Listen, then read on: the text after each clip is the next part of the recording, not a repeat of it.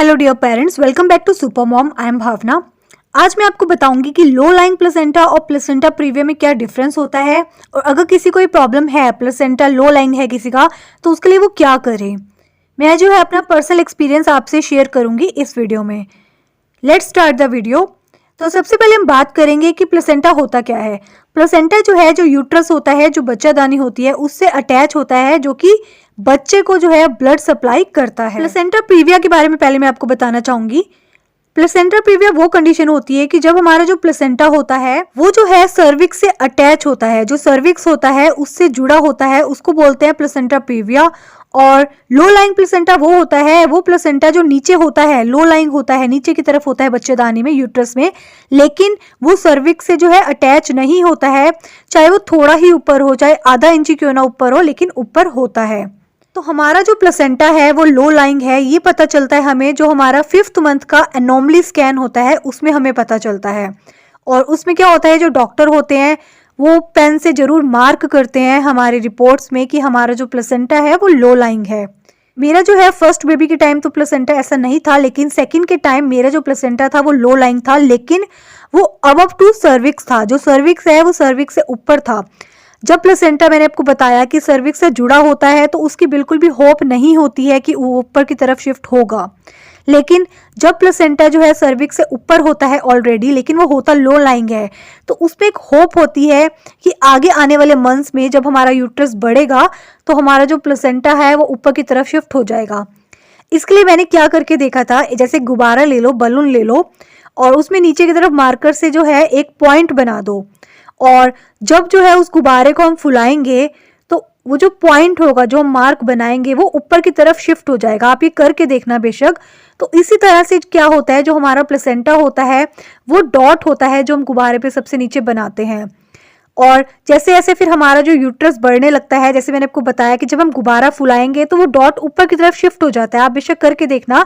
तो सिमिलरली जब हमारा बच्चा ग्रो करता है, हमारा यूट्रस बढ़ने लगता है, तो जो हमारा प्लेसेंटा है वो भी यूट्रस जैसे जैसे ग्रो करता है, हमारा प्लेसेंटा भी ऊपर की तरफ शिफ्ट हो जाता है।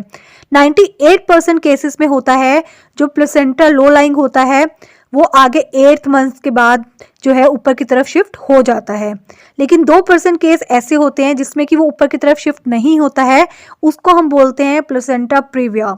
उस केस में जो है नॉर्मल डिलीवरी बिल्कुल भी नहीं हो सकती है, क्योंकि सबसे पहले जो है बेबी डिलीवर होता है और उसके बाद प्लेसेंटा डिलीवर होता है।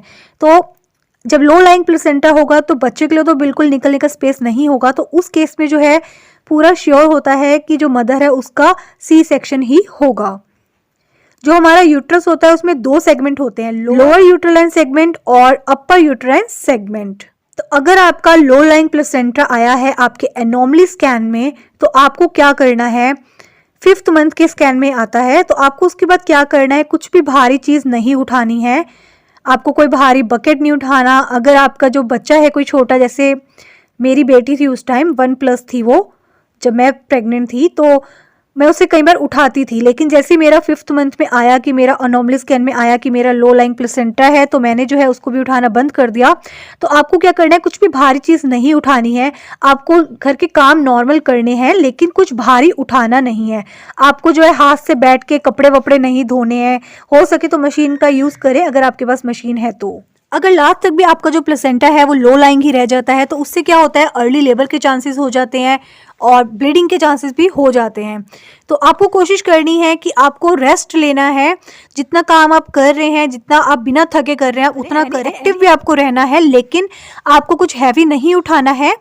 और आपको जो है ज़्यादा झुक झुक के काम नहीं करने हैं कि मान लीजिए आप बैठ के हाथ से कपड़े धो रहे हैं, आपको इस तरह का नहीं करना। बैठ के पोछा नहीं लगाना आपको, जब तक कि आपका 8th मंथ का स्कैन हो जाए और उसमें पता ना चल जाए कि आपका प्लेसेंटा ऊपर मूव हुआ या नहीं, तब तक आपको ये सारे काम नहीं करने हैं। और होपफुली जो है 98% वुमेन का प्लेसेंटा ऊपर शिफ्ट हो जाता है। I am one among them.